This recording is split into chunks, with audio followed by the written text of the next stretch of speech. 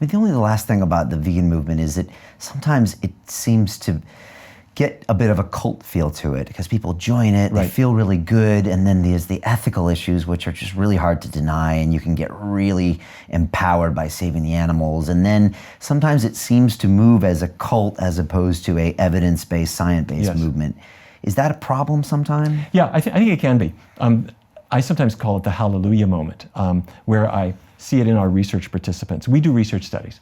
I'm doing a study right now where I'm comparing a vegan diet to a Mediterranean diet, head to head. The people on the vegan diet, they feel great. And sometimes they feel a little too great. If they have high blood pressure or they got a cholesterol level that's high, they throw their medicines away. And I say, wait, stop, don't, maybe do that later, but not now. They've got type 2 diabetes, they throw everything away. You're still sick. It takes time for your body to heal. And so if a person is following a healthy diet, that's great. They quit smoking, that's great. But your body's a fragile thing. It's like your car, it's not gonna last forever, and things are gonna go bad no matter what you do. So take advantage of medical care a little bit.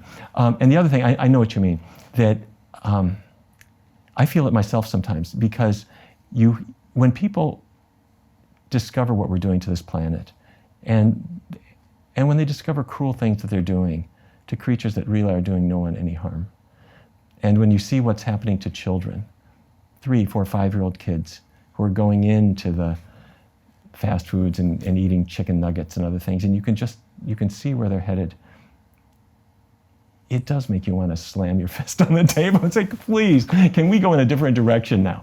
And you do have to restrain a little bit of that. And I worry that maybe that movement isn't always rational, because there's a whole lot of, it's almost like a crusade. Unlike the rest of human experience, where the rational person who's dishing up the steaks in the kitchen for other people, yes. It's funny that the vegans have slipped away from all the rationality that runs our governments. Perhaps, but I've known some people that are 5 years vegan, and they want to stop, but they can't stop because they're wrapped up in a movement, and now they're ostracized. And then when they admit that, okay, when I eat some animal protein, I feel better, they can't get out of it. And then they're, like I said, ostracized. I'm sure that vegans don't like me anymore either. So there is a little danger to that cult. No, they are welcoming you back. There is a little danger to that cult, a little bit. I wouldn't worry too much about that. When people do something that was outside their culture, keep in mind, let's say you're in a new city. You flew into Paris or Cairo or somewhere, and your hotel's in a certain part of town. You don't know what you're going to eat. It's really awkward at the beginning. You don't know what you're going to do, and then you finally find the things, and you're sorting it out. For a person going to a plant-based diet, it's like that. The world is very different. It takes you time to sort it out, and it does feel awkward. And when you do finally get to what's a good equilibrium, it's not quite the same as if you had grown up that way, where you really know exactly which foods work the best and give you the best digestion, all that kind of stuff. So it's understandable that some people are awkward with it and some people want to abandon it because they didn't have any history with it. But 99.99% of people do phenomenally well with it, despite the fact that they have their own culture dangling bacon in front of them every 5 seconds on TV commercials and in restaurants and so forth. They do really, really well. So those of us who are in the medical field have to be patient with folks.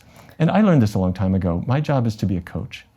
A patient I'm dealing with who's got a drinking problem, I'm not going to fire them because they slipped. You kind of got to, this is not the right way to put it, but you sort of have to love them back into your practice and say, I believe in you. You're going to conquer this thing. I know you lost your job, and I know your wife thinks you're an idiot. I believe in you. You're going to make this work. The smoker, no smoker ever got there right away. They stuttered their way into it. They goofed up like crazy. But your job is to love them back. So a person's on a goofy diet for a long time, and then they get on a sensible diet, but foods lure them back, and all kinds of rationalizations and marketing lure them back. That's okay. I don't worry about that. Our job is to do the science, to help people to get back into it. And luckily, the marketplace is stepping up with products that make it so easy to stay on a healthy diet.